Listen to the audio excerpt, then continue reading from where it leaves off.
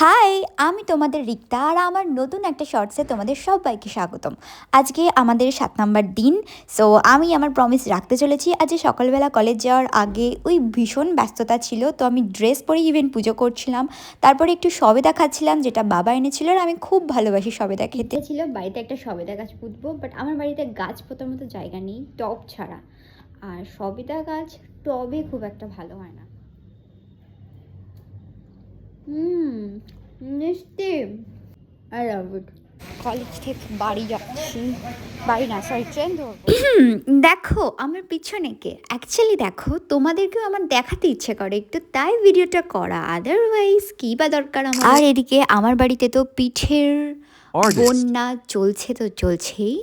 রাত্রিবেলা সেই হিসেবে একটা পিঠে, সাথে ছিল মায়ের হাতে বানানো গাজর বিট দিয়ে টেস্টি করে তরকারি আর রুটি।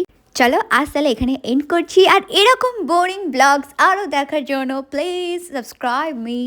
বাই।